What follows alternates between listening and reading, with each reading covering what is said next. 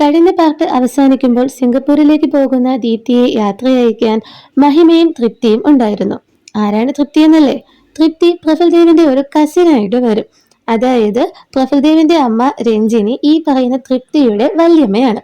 അപ്പോ നമ്മുടെ ദീപ്തി സിംഗപ്പൂരിലേക്ക് പോയതിനു ശേഷം തൃപ്തിയാണെങ്കിൽ മുത്തശ്ശിയോട് വന്ന് കരഞ്ഞു പറയും, മുത്തശ്ശി, എനിക്കിനി അയാളോട് ജീവിക്കണ്ട, എനിക്ക് എന്റെ രഞ്ജിനി വല്യമ്മയോട് സംസാരിക്കണം. രഞ്ജിനി വല്യമ്മയെ വിളിക്കും മുത്തശ്ശി. മോളെ, മോഹനും രഞ്ജനിയും ഇപ്പോൾ ദുബായിലാണെന്ന് അറിയാമല്ലോ. സ്വത്ത് തർക്കത്തിൽ അവരിപ്പോൾ ഇവിടെ നിന്നൊക്കെ മാറി നിൽക്കുക. കാർത്തികയും വിനീതും അവരും അങ്ങനെ തന്നെ. അവർക്കൊക്കെ സ്വത്താണ് വലുത്. മുത്തശ്ശി തൃപ്തിയോട് പറയാണ്. ഇതില് കാർത്തികയും വിനീതും എന്ന് പറയുന്നത് ദീപ്തിയുടെ അമ്മായിയമ്മയും അമ്മായിയച്ഛനുമാണ്. ഇവിടെ എന്റെ കാര്യത്തിന് വ്യത്യാസമില്ലല്ലോ. അശോകനും സ്ത്രീധനം വേണമെന്ന് പറഞ്ഞ അവർ പ്രശ്നമുണ്ടാക്കുന്നേ. തൃപ്തിക്ക് സഹിക്കാനായില്ല. എത്രയാ അവര് ചോദിക്കുന്നേ? പ്രഫുൽ നിന്ന നിൽപ്പിൽ കാര്യമായിട്ട് ചോദിച്ചു. 70 പവനും 1.5 കോടി രൂപയും. കണ്ണുനീർ തുടച്ചുകൊണ്ട് തൃപ്തി പറഞ്ഞു. തൃപ്തിയാണല്ലോ. ഇത് കേട്ട അലീന മനസ്സിൽ കരുതി, അത് ഞാൻ കൊടുക്കാം. പ്രഫുലിന്റെ മറുപടി പെട്ടെന്നായിരുന്നു. എന്നാൽ തൃപ്തി അത് നിരസിച്ചു. വേണ്ട പ്രഫുൽ, സ്വർണവും പണവുമൊക്കെ ഒരു കാലത്ത് അസ്തമിക്കും. പകലിനെ നാം സ്നേഹിക്കുന്നുവെന്ന് കരുതി രാത്രി ഉണ്ടാകാതിരിക്കുന്നില്ലല്ലോ. ഇല്ല ചേച്ചി, രാത്രി ഉണ്ടായാലും പകലിന് സമാനമായ വെളിച്ചം അതും തരുന്നുണ്ട്. പകലിന് സമാനമായ വെളിച്ചമല്ലേ, പകൽ വെളിച്ചമല്ലല്ലോ. ഇത്രയും പറഞ്ഞുകൊണ്ട് തൃപ്തി ബാഗുമായി പടിയിറങ്ങാനൊരുങ്ങി. എന്നാൽ മുത്തശ്ശി അവളെ പോകാൻ അനുവദിച്ചില്ല. ഒരാഴ്ചയ്ക്ക് ശേഷം പുതിയ പുലരിയുടെ പൊൻതിളക്കത്തിൽ ശോഭിക്കുന്ന ദാമോദർ വീട്. തന്റെ മുറിയിൽ നിന്ന് ഫോണിൽ സംസാരിക്കുന്ന പ്രഫുൽദേവ്, അക്ഷമയായി കാത്തു നിൽക്കുന്ന അലീന. ഫോൺ കട്ട് ചെയ്തുകൊണ്ട് പ്രഫുൽ ചോദിച്ചു, എന്താ, എന്തു വേണം? എവിടെ? എനിക്ക് എല്ലാ ജോലികളും ചെയ്തു തരാൻ പോകുന്ന റോബോട്ട്. പ്രഫുലിനെ കളിയാക്കുന്ന തരത്തിൽ അവൾ തുടർന്നു. കാവ്യയെ റെഡിയാക്കി എടുക്കാൻ എനിക്ക് കഴിയില്ലെന്ന് കരുതിയല്ലേ താൻ? ഇത്രയും നാളും കാവ്യമോൾ എങ്ങനെയായിരുന്നു? തന്നെ പോലെ ചാട്ടക്കാരി കൊച്ചമ്മയായിരുന്നില്ലേ അവളും? ചാട്ടക്കാരി കൊച്ചമ്മയോ? അതിന്റെ അർത്ഥം മനസ്സിലാകാതെ പ്രഫുൽദേവ് ചോദിച്ചു. താനൊരു എടുത്തുചാട്ടക്കാരനാ. തന്നെ കണ്ടു പഠിച്ച അവളും അങ്ങനെയായിരുന്നത്. അതുകൊണ്ടല്ലേ ഞാൻ തന്നെ ചാട്ടക്കാരി അച്ചായനെന്ന് വിളിക്കുന്നത്. അലീന എടുത്തടിച്ചു പറഞ്ഞു. അതൊക്കെ ശരിയായിരിക്കും. പക്ഷെ മുത്തശ്ശിയുടെ ആഗ്രഹം പോലെ താൻ അവളെ പ്രാർത്ഥനയ്ക്ക് കൊണ്ടുപോയില്ലല്ലോ. പ്രഫുലും വിട്ടുകൊടുത്തില്ല. ആ ചോദ്യത്തിൽ അലീനയ്ക്ക് ഉത്തരം മുട്ടി. എന്ന നിലവിളി കേട്ട് പ്രഫുൽദേവും അലീനയും മുറിയിൽ നിന്ന് താഴേക്ക് ഇറങ്ങി വന്നു. താഴെ ഗാർഡനിൽ നിന്നുമായിരുന്നു അച്ചുവിന്റെ ഉച്ചത്തിലുള്ള നിലവിളി കേട്ടിരുന്നത്. അലീന അവിടേക്ക് ഓടിയെത്തും മുൻപേ തന്നെ ദീപ്തി അവിടെ എത്തി. പൂന്തോട്ടത്തിലുള്ള പേരമരത്തിന്റെ കമ്പിൽ തൂങ്ങിയാടുകയായിരുന്നു അച്ചു. കൈ പിടിവിട്ട് താഴെ വീണ് അവിടെ കിടന്നിരുന്ന കല്ലിലിടിച്ച് തല പൊട്ടി ചോര വാർന്നു കിടക്കുന്ന അച്ചുവിനെയാണ് അവർക്ക് കാണാനായത്. ദീപ്തി അച്ചുവിനെ തന്റെ കൈകളിൽ വാരിയെടുത്ത് അലീനയുടെ മുന്നിലൂടെ അകത്തേക്ക് കൊണ്ടുപോയി. പരിഭ്രമിച്ചു പോയ അലീനയും എന്താ നടക്കുന്നതെന്നറിയാതെ ദീപ്തിയുടെ പിന്നാലെ പോയി. അച്ചുവിനെ ഹാളിലുള്ള ദിവാനിൽ കിടത്തിക്കൊണ്ട് ദീപ്തി തൃപ്തിയെ വിളിച്ചു. തൃപ്തി, ഒന്ന് വേഗം വാ. എന്താ കാര്യമെന്നറിയാൻ തൃപ്തിയും ഓടി വന്നു. എങ്ങനെയെങ്കിലും ഇത് കുഞ്ഞിനെ ഒന്ന് രക്ഷിക്കേ, ദീപ്തി കരഞ്ഞു പറഞ്ഞു. തൃപ്തി യഥാർത്ഥത്തിൽ ഒരു ഡോക്ടറാണ്. അവൾ ദിവാനിൽ ഇരുന്നു കൊണ്ട് അച്ചുവിന്റെ പൾസ് നോക്കിക്കൊണ്ട് തന്റെ മുറിയിലുള്ള ഫസ്റ്റ് എയ്ഡ് ബോക്സ് എടുത്തുകൊണ്ടുവരാൻ പറഞ്ഞു. അലീന പോകാനായി തിരിഞ്ഞതും ദീപ്തി അതും എടുത്തുകൊണ്ട് ധൃതിയിൽ ഇറങ്ങി വരുന്ന കാഴ്ചയാണ് അവൾക്ക് കാണാനായത്. ഇത്രയും പരിഭ്രാന്തയായി തന്റെ അമ്മയെ താൻ ഇതുവരെ കണ്ടിട്ടില്ലല്ലോ എന്ന ഭാവത്തിൽ കാവ്യ ദീപ്തിയെ നോക്കി.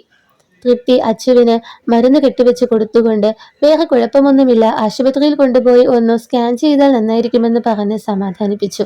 പക്ഷേ ദീപ്തിക്ക് അപ്പോൾ തന്നെ അച്ചുവിനെ ആശുപത്രിയിൽ കൊണ്ടുപോകണമെന്ന് നിർബന്ധം. അലീനയോട് ചോദിക്കാൻ പോലും സമയം കളയാതെ അച്ചുവുമായി ദീപ്തി ആശുപത്രിയിലേക്ക് പോയി.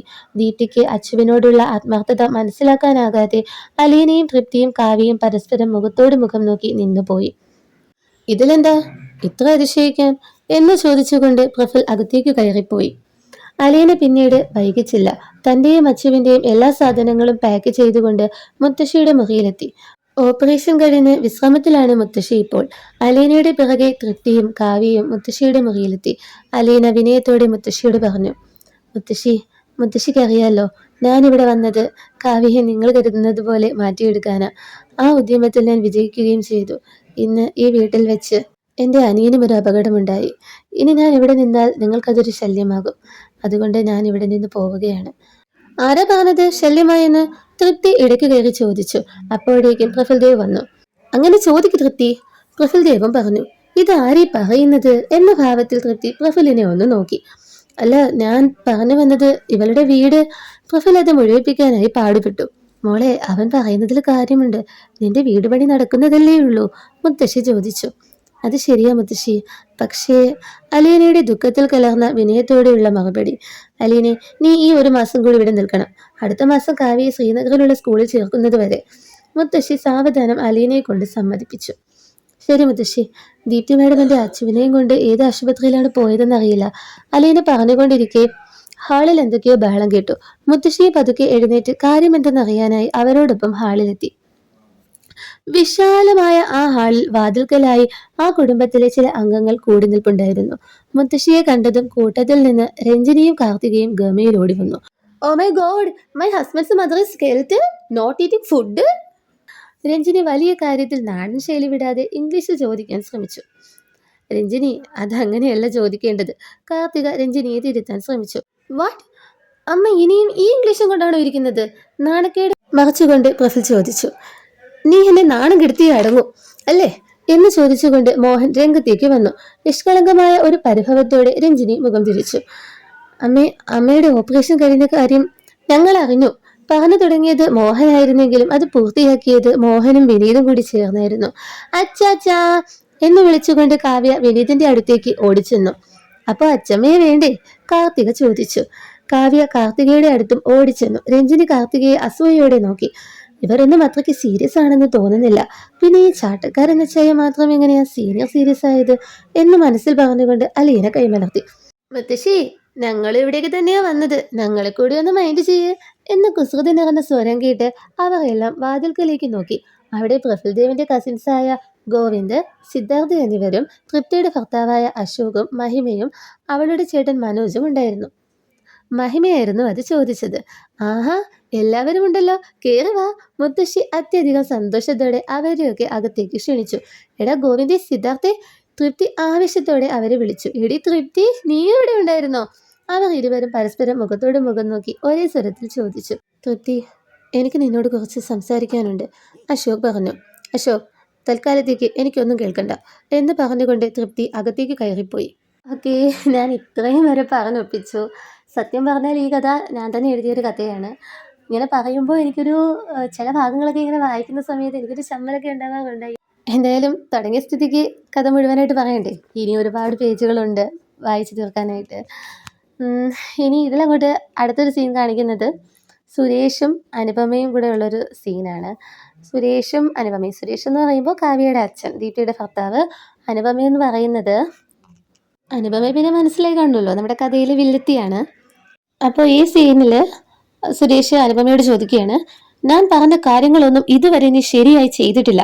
കാവ്യയെ സ്നേഹത്തോടെ നമ്മുടെ വരുതിക്ക് വരുത്താൻ നിനക്ക് സാധിച്ചില്ല. എങ്കിൽ പിന്നെ ഭീഷണിപ്പെടുത്താമെന്ന് കരുതി. അപ്പോൾ അതിന് നിനക്കൊന്നും പറ്റുന്നില്ല. പിന്നെ നീ എന്ത് ചെയ്യാനാ ഉദ്ദേശിക്കുന്നേ? റിലാക്സ് സുരേഷ്, ശബ്ദം കുറച്ചുകൂടി താഴ്ത്ത്. ആരെങ്കിലും കേട്ടാൽ അറിയാലോ. പിന്നെ ഞാനൊന്നും ചെയ്തിട്ടില്ലെന്നാണോ നീ പറഞ്ഞു വരുന്നത്? ഒരു പുച്ഛഭാവത്തിൽ സുരേഷിനെ നോക്കിക്കൊണ്ട് അവൾ അതിനുത്തരം നൽകി. ശേഷം തുടർന്നു. സുരേഷ്, നീ മറന്നു പോകുന്നൊരു കാര്യമുണ്ട്. നിനക്ക് ജനിച്ചിരുന്നത് ഒരാൺകുഞ്ഞായിരുന്നു. നമുക്ക് വേണ്ടി അവനെ മാറ്റിവെച്ച് കാവ്യയെ കൊണ്ടുവന്നത് ഞാനാ. ഒരുപക്ഷെ ആ കുഞ്ഞ് മരിച്ചില്ലായിരുന്നുവെങ്കിൽ നമ്മൾ തമ്മിലുള്ള ബന്ധം ഇന്നും നിലനിൽക്കുമായിരുന്നോ? ഒരിക്കലുമില്ല അനുപമ. പരമേശ്വരൻ, അവൻ പറഞ്ഞു തുടങ്ങിയതിൽ അവൾ കൂട്ടിച്ചേർത്തുകൊണ്ട് തുടർന്നു. സുരേഷ്, ദീപ്തിയല്ല, ഞാനാണ് നിങ്ങളുടെ ആദ്യ ഭാര്യ. ഒരു കുഞ്ഞു ജനിക്കില്ലെന്ന കാരണം കൊണ്ട് മാത്രം നിങ്ങൾ എന്നെ ആ വീട്ടിൽ നിന്ന് പുറത്താക്കി. എന്നിട്ട് അവളെ, ആ ദീപ്തിയെ കല്യാണം കഴിച്ചു. അനുപമ ഇത്രയും പറഞ്ഞപ്പോൾ തന്നെ സുരേഷ് കുറ്റബോധം കൊണ്ട് തല താഴ്ത്തി. നീ ചെയ്തത് വളരെ നല്ല കാര്യമാണ് സുരേഷ്. ഒരു പ്രസരിപ്പോടെ ശബ്ദം ഉയർത്തിക്കൊണ്ട് അനുപമ വിളിച്ചു പറഞ്ഞു. സുരേഷ് അവളെ അത്ഭുതത്തോടെ നോക്കി. തൃപ്തി വീണ്ടും ഹാളിലേക്ക് തന്നെ മടങ്ങി വന്നു. പെട്ടെന്ന് ഒരു പേപ്പർ ബോൾ അവളുടെ കാലിനടുത്തേക്ക് വന്നു വീണു. ഒന്ന് സംശയത്തോടെ അതിനെ നോക്കിയ ശേഷം അവൾ അത് കയ്യിലെടുത്ത് വായിച്ചു. പ്രിയപ്പെട്ട തൃപ്തി, ഞാൻ നിന്നെ ഒരുപാട് വേദനിപ്പിച്ചു. എന്നാൽ ഇപ്പോൾ ഞാൻ അതിൽ ഖേദിക്കുന്നു. അപ്പോഴാണ് എനിക്ക് മനസ്സിലായത് ഞാൻ നിന്നെ എന്തുമാത്രം സ്നേഹിക്കുന്നുവെന്ന്. ഇത്രയും വായിച്ച ശേഷം അവൾ ആകാംക്ഷയോടെ പേപ്പർ തിരിച്ചു മറിച്ചു നോക്കി. എന്നാൽ അവൾക്ക് അതിലൊന്നും കാണാനായില്ല. എന്നാൽ അവൾക്ക് കേൾക്കാനായി. സ്ത്രീധനം തരാത്ത പേരിൽ നിന്നെ ഞാൻ ഉപേക്ഷിച്ചാൽ അത് ഞാൻ എന്നോട് തന്നെ ചെയ്യുന്ന തെറ്റായിരിക്കും. ഇനി നിന്നോടാരും ഈ വിഷയം സംസാരിക്കാതെ ഞാൻ നോക്കാം എന്ന് പറഞ്ഞുകൊണ്ട് അശോക് അവളുടെ കയ്യെത്തും ദൂരെ വന്നു നിന്നു. അവൾ അവന്റെ കണ്ണുകളിലേക്ക് അത്ഭുതത്തോടെ നോക്കിക്കൊണ്ട് അവിശ്വസനീയമായി ചോദിച്ചു, ഇത് സത്യമാണോ? അപ്പോൾ നീ എന്നെ ഇപ്പോഴും? അവൾ വാക്കുകൾക്കായി പരതിക്കൊണ്ട് അവനെ കെട്ടിപ്പിടിച്ചു. കരയാൻ തുടങ്ങി. അവൻ അവളെ തലോടിക്കൊണ്ട് കുറ്റബോധത്തോടെ ഓർത്തു. തൃപ്തിക്ക് വേണ്ടി അവർ ചോദിച്ച തുക അശോകിന്റെ മുന്നിൽ വെച്ച് തന്നെ അവന്റെ അമ്മയുടെ കൈകളിലേക്ക് പ്രഫുൽദേവ് കൊടുത്തതും അവൾക്ക് വേണ്ടി സംസാരിച്ചതും അപ്പോഴേക്കും ഗോവിന്ദും സിദ്ധാർത്ഥും മനോജും മഹിമയും അലീനയും കൂടി നിറഞ്ഞ മനസ്സോടെ കയ്യടിയുമായി അവിടെ എത്തി. തൃപ്തി ഒരു സംതൃപ്തിയോടെ ഒരു വശത്തേക്ക് മാറി നിന്നു. സീൻ വീണ്ടും സുരേഷിലേക്കും അനുപമയിലേക്കും പോവുകയാണ്. അല്ല, നീ എന്താ പറഞ്ഞത്? വിശ്വസിക്കാനാകാതെ സുരേഷ് അനുപമയെ നോക്കി.